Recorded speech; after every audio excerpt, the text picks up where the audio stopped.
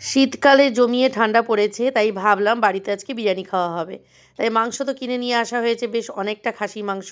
আর এখানে দেখো একদম চাকা চাকা বড় বড় করে মা কিন্তু আলু ভেজে নিল ছাকা তেলের মধ্যে। তারপরে যেই ভাজা তেলটা রয়েছে তার মধ্যে গোটা মশলা, এলাচ, লং, দারচিনি দিয়ে মাটনটা ভালো করে সিদ্ধ করে নিয়েছিল, সেই মাটনটা দিয়ে দেওয়া হলো।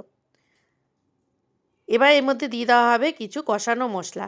সেটা হচ্ছে আদা, রসুন, পেঁয়াজ, লঙ্কার গুঁড়ো, জিরের গুঁড়ো, হলুদের গুঁড়ো, স্বাদ অনুযায়ী নুন দিয়ে মশলাটা ভালো করে কষিয়ে নিয়ে কিন্তু এর মধ্যে দেওয়া হয়েছে। প্লাস 2 টুকরো চিকেন দেওয়া হয়েছে, তোমরা দেখলে, ওটা আমার বাবার জন্য, যেহেতু তিনি মাটন খান না তার জন্য। আর এদিকে কিছুটা সেম মশলা দিয়েই আলুটা যে ভেজে রাখা হয়েছিল সেটাও কিন্তু কষানো হচ্ছে আলাদা কড়াইয়ের মধ্যে। আর ওদিকেও মাটনটা কিন্তু ভালো করে একটু কষিয়ে নেওয়া হচ্ছে। মাটনটা যখন ভালো করে কষানো হয়ে গেছে এর মধ্যে দিয়ে দেওয়া হলো বিরিয়ানি মশলা। বিরিয়ানি মশলা দেওয়ার পরেও কিন্তু 2 মিনিট মতো ভালো করে নাড়িয়ে চাড়িয়ে কষিয়ে নেওয়া হবে।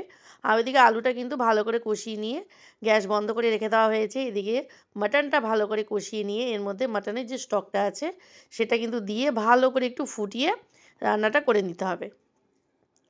আর এই ফোটানোর সময় কিন্তু 7 থেকে 8 মিনিট ধরে টাইম দিতে হবে।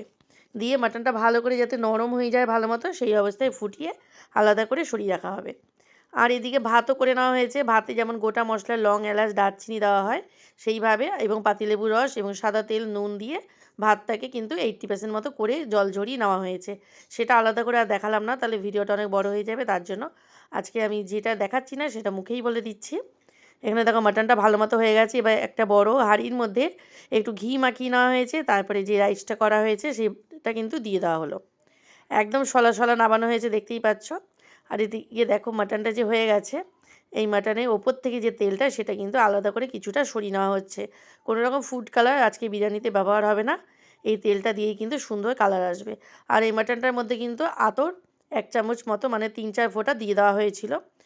এবার ভাতের মধ্যে, মানে কিছুটা ভাত হাঁড়ির মধ্যে দেওয়ার পরে কিন্তু দেখো মাটনটা দিয়ে দেওয়া হয়েছে এবং আলুগুলো সাইড করে দিয়ে দেওয়া হচ্ছে। সমস্ত মাটনই কিন্তু দিয়ে দেওয়া হয়েছে। এবার উপর থেকে গ্রেভি দিয়ে দেওয়া হচ্ছে, মাটনের যে গ্রেভিটা সেটা পরিমাণ মতো দিয়ে দেওয়া হবে। তারপরে কিন্তু ভাতের ওপর থেকে আরেকটা লেয়ার দেওয়া হবে। একদম সলা সলা চালটা করা হয়েছে। আর এই দেরাদুন রাইসের ভাতটা কিন্তু বিরিয়ানির মধ্যে, মানে বিরিয়ানি করলে দেরাদুন রাইসের খুব ভালো হয়, তার জন্য আমরা দেরাদুন রাইসটাই ইউজ করছি। আবারও কিছুটা ভাত দিয়ে ওপর থেকে একটু ছড়িয়ে দেওয়া হচ্ছে। এবার কিন্তু আবারও কিছুটা গ্রেভি ওপর থেকে দিয়ে দেওয়া হবে। মাটনটা কিন্তু একবারেই দিয়ে দেওয়া হয়েছে, আলাদা আলাদাভাবে দেওয়া হচ্ছে না। মাটন আলু দুটোই একবারে দিয়ে দেওয়া হয়েছে। ওপর থেকে আবারও কিছুটা গ্রেভি দিয়ে আবারও কিন্তু একটা ভাতের লেয়ার দেওয়া হবে। এবারে একদম হাঁড়ি ভরে গেছে। দেখো গোলাপ জল এবং দুধ, কাঁচা দুধ একটু গরম করে ফুটিয়ে নিয়ে সেই দুধটা দিয়ে দেওয়া হলো, এবং গোলাপ জল দিয়ে দেওয়া হবে ওই 4 থেকে 5 চামচ মতো।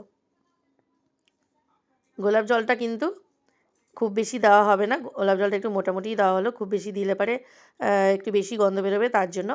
আর এখানে দেখো ডিম সিদ্ধ দেওয়া হলো, ডিম সিদ্ধ সবাই খাবে তার জন্য ডিমটাও দেওয়া হলো। 1 হাঁড়ি বিরিয়ানি আজকে পুরো রান্না হচ্ছে বাড়িতে।